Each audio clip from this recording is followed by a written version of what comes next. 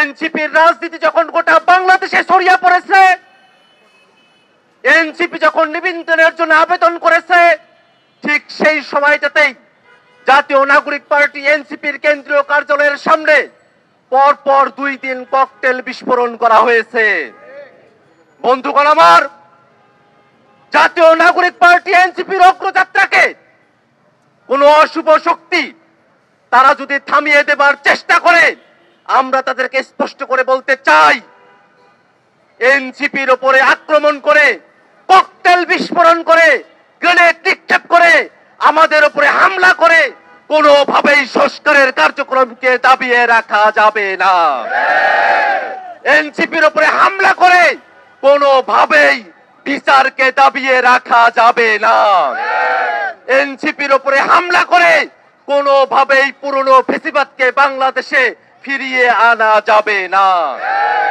সম্মানিত উপস্থিতি, আজকে এনসিপি নেতা কর্মীদের উপরে আমার সামনে যে অতর্কিত হামলা হয়েছে, তাতে স্পষ্ট বোঝা যায় বাংলাদেশের মানুষ এখনো পর্যন্ত পতিত ফ্যাসিবাদীদের চক্ষুশূল হয়ে আছে। আমরা স্পষ্ট করে বলতে চাই, অভ্যুত্থানের এতগুলো সময় পেরিয়ে গেছে, এখনো পর্যন্ত নিষিদ্ধ ছাত্রলীগ, নিষিদ্ধ আওয়ামী লীগ, নিষিদ্ধ যুবলীগের কর্মীরা ঢাকা শহর সহ বিভিন্ন জায়গায় ঝটিকা মিছিল করার দুঃসাহস দেখিয়েছে।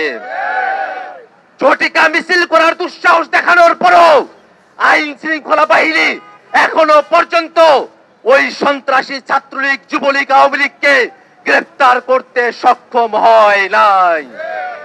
আমরা আইন শৃঙ্খলা রক্ষাকারী বাহিনীর কাছে আহ্বান জানাই, অবিলম্বে পতিত ফ্যাসিবাদী আওয়ামী লীগ, ছাত্রলীগ, যুবলীগ সহ সকল সন্ত্রাসীকে গ্রেফতার করে আইনের আওতায় নিয়ে আসতে হবে।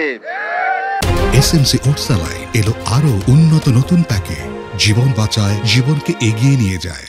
বন্ধুগণ আমার, জাতীয় নাগরিক পার্টি এনসিপি যখন গোটা বাংলাদেশের সংস্কারের রাজনীতিকে গণমানুষের রাজনীতি হিসেবে প্রতিষ্ঠা করতে সমর্থ হয়েছে, ঠিক সেই সময়টাতে জাতীয় নাগরিক পার্টির নেতা কর্মীদের ব্যাপারে অনলাইনে, সোশ্যাল মিডিয়ায় যখন অ্যাটাক চলছিল, সেই অ্যাটাক এখন বাস্তবে রাস্তায় এসে দাঁড়িয়েছে।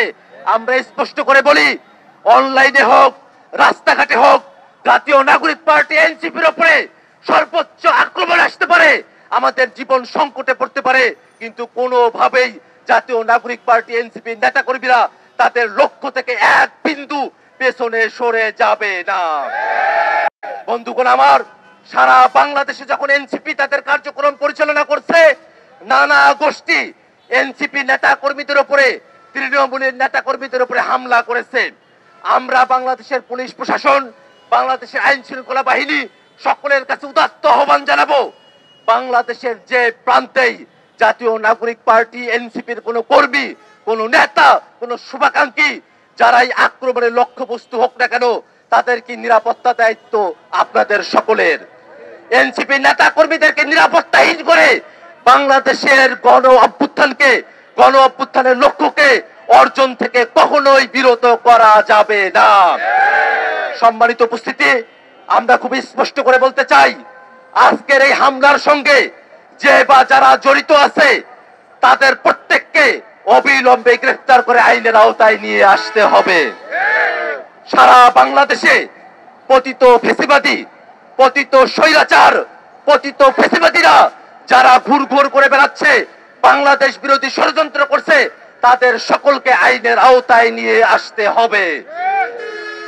আন্তঃকন্দলের নামে বাংলাদেশের আইন শৃঙ্খলা বাহিনীকে যারা অকার্যকর করছেন, বাংলাদেশের শতাধিক খুনের ঘটনা ঘটিয়েছেন, ওই শতাধিক খুনের ঘটনার সঙ্গে যে বা যে দলের কর্মীরাই যুক্ত থাকুক না কেন, আইন শৃঙ্খলা পরিস্থিতির অবনতির দায়ে তাদের প্রত্যেককে গ্রেফতার করে আইনের আওতায় নিয়ে আসতে হবে।